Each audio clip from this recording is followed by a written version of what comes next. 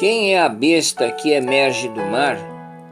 O apóstolo João relata a sua quarta visão, que corresponde aos capítulos 12 e 13 do Apocalipse, e escreve: Vi emergir do mar uma besta que tinha 10 chifres e 7 cabeças, e sobre os chifres 10 diademas, e sobre as cabeças nomes de blasfêmia. A besta que vi era semelhante a leopardo, com pés de urso e boca de leão. E deu-lhe o dragão o seu poder, o seu trono e grande autoridade. Apocalipse 13, versículos 1 e 2. O cenário muda, mas a visão continua. O dragão agora toma outra forma, de uma besta, com características de leopardo, urso e leão. Mas o importante desta parte da visão são as palavras poder, trono e autoridade. O que representa o mar? O que João viu nesta visão foi precisamente o que o profeta Daniel viu na sua visão. A visão de Daniel é a fonte de nossa interpretação deste aspecto da revelação. O assunto gira aqui em torno de governos mundanos. Em termos bíblicos, o mar sempre representa as nações do mundo. Daniel viu 4 animais subindo do grande mar. Daniel 7, versículo 2. Estes animais, em seus conceitos, simbolizavam o poder governamental. Eram eles um leão, um urso, um leopardo e um animal terrível, diferente de todos os animais, que tinha 10 chifres. A visão de Daniel descreve o poder dos governos terrestres, seu domínio sobre os povos de sua autoridade suprema nas áreas de sua influência. O apóstolo João, nesta quarta visão, usa os mesmos símbolos, besta, leopardo, urso e leão, para descrever como os governos deste mundo pelejam contra a mulher, a Igreja de Jesus Cristo. Os governos. Os judeus queriam que Jesus estabelecesse um reino, um governo terrestre, mas Jesus contrapôs dizendo: o meu reino não é deste mundo. João 18:36. O reino de Deus jamais pode ser deste mundo, porque os reinos deste mundo são a besta. Não há governo humano possível de ser divino. A sociedade humana, tal como seus diversos governos, seja qual for a sua forma, não serve a Deus, e sim aos seus próprios interesses, valendo-se de armas de poder e autoridade para oprimir, escravizar, guerrear, enfim, fazer a obra do diabo. Agora vamos ver quem foi o primeiro governo. A Bíblia registra o início desse sistema. Tudo começou com os descendentes dos filhos de Noé. Cuxi gerou Nimrod, o qual começou a ser poderoso na terra. Gênesis 10:8. Com ele teve início o poder de um governo sobre o povo, a idolatria e a inimizade em relação aos preceitos divinos. Notamos um acontecimento muito importante sobre a besta. Ela recebe um golpe mortal. E João diz: então vi uma de suas cabeças como golpeada de morte, mas esta ferida mortal foi curada, e toda a terra se maravilhou, seguindo a besta. Apocalipse 13, versículo 3. O poder da besta não cessou, e com o apoio do Sinédrio judaico, Roma condenou Jesus e a aliança entre o poder governamental e a religião levou o Messias à morte na cruz.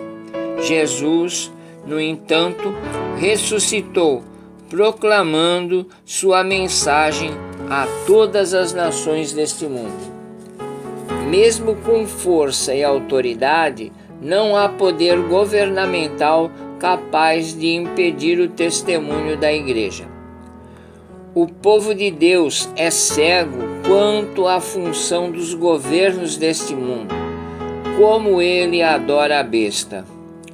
No decorrer de centenas de anos, o Império Britânico realizava as festas nacionais nas igrejas anglicanas, através de trajes, músicas e peças teatrais, e a Igreja promove o patriotismo. O povo admira a besta sem dar-se conta de ser ela o inimigo declarado da própria Igreja. A veneração pela bandeira nacional, o sentimento forte pelo hino nacional, os feriados em comemoração à independência, tudo isto faz do seu patriotismo um culto. Bastante mascarada está a besta. O que está sendo explicado é que o patriotismo não pode ser nunca uma religião. Somos membros de outro reino, o reino de Deus. A besta não é o nosso Senhor. Podemos sacudir a bandeira no dia da independência, mas sabemos que a nossa independência real é aquela que Jesus ganhou por nós na cruz do Calvário. A independência do poder do diabo e de seus anjos e agentes. A besta que emerge da terra. Além do poder governamental que persegue a Igreja, há um outro tipo de poder, inimigo do povo de Deus. Veja como a visão descreve outra besta. Vi ainda outra besta emergir da terra. Possuía 2 chifres, parecendo cordeiro, mas falava como um dragão.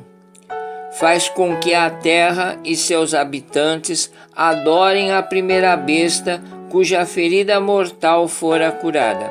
Apocalipse 13, versículos 11 e 12. É este o poder de uma religião falsa, apóstata e diabólica. Veja a sua aparência, de um cordeiro, mas este cordeiro fala como dragão. E o que significa isto? Sabemos que o diabo age por intermédio dos governos. Ele opera também através de uma igreja falsa. Uma igreja que tem a aparência correta, mas cuja voz e palavras são estranhas como as do Cordeiro verdadeiro. A definição do anticristo não é aplicável a quem é contra Cristo, e sim a quem ou aquilo que representa uma alternativa para Cristo. Muitos acham que o anticristo precisa ser uma pessoa física. Não necessariamente. Ele assume muitas formas, assim como a besta. Nesta parte da visão, ele é um cordeiro, investido de poder e autoridade, operando grandes sinais. Mas ouça a sua voz e verificará ser a do próprio dragão. Note bem que o cordeiro, besta, não foi morto. Ele é bonito, vivo e muito convincente, uma alternativa para o cordeiro verdadeiro. Este é o anticristo. Portanto, o comunismo não pode ser um anticristo. Ele é a besta. O cordeiro que fala como um dragão, ele sim é o anticristo.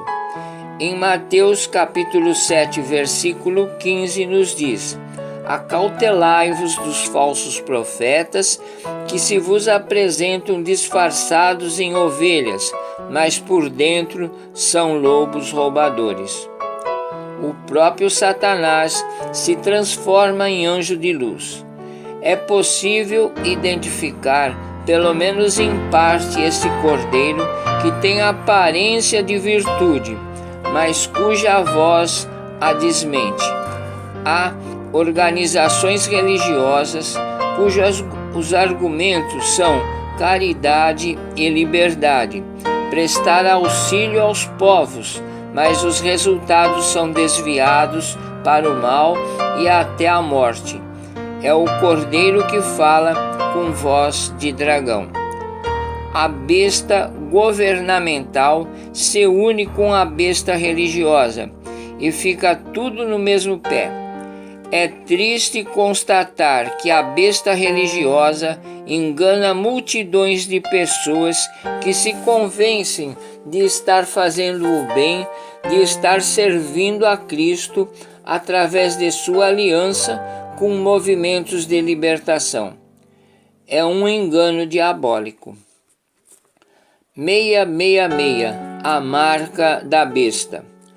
A todos, os pequenos e os grandes, os ricos, os pobres, os livres e os escravos, faz que lhes seja dada uma marca sobre a mão direita ou sobre a fronte, para que ninguém possa comprar ou vender, senão aquele que tem a marca, o nome da besta ou o número do seu nome. Aqui está a sabedoria.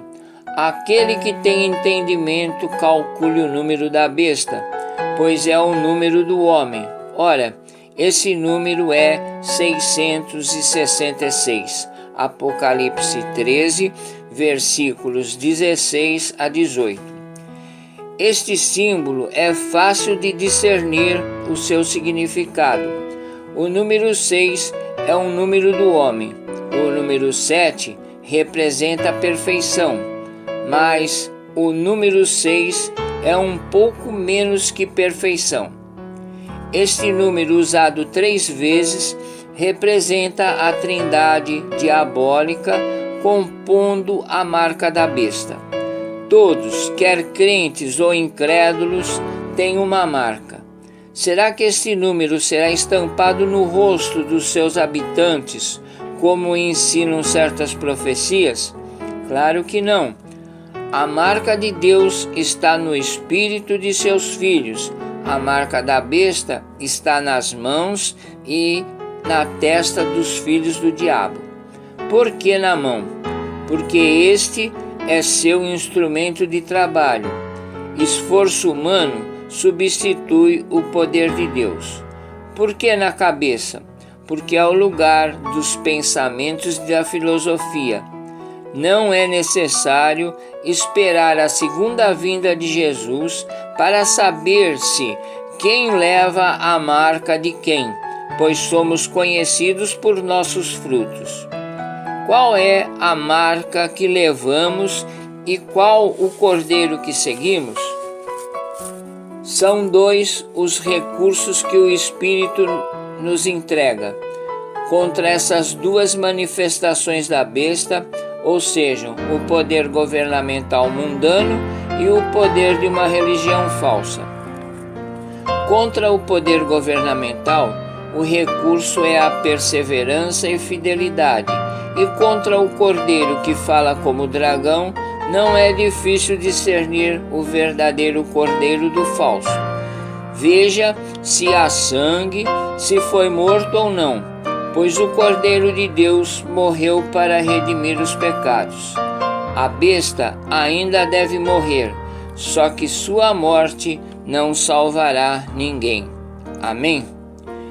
Sou Carlos Calmar e que tenhamos sempre sabedoria para discernir os anticristos atrás de suas máscaras, que tentam desviar os escolhidos do Senhor. Que as bênçãos do Senhor sejam com todos, assim seja.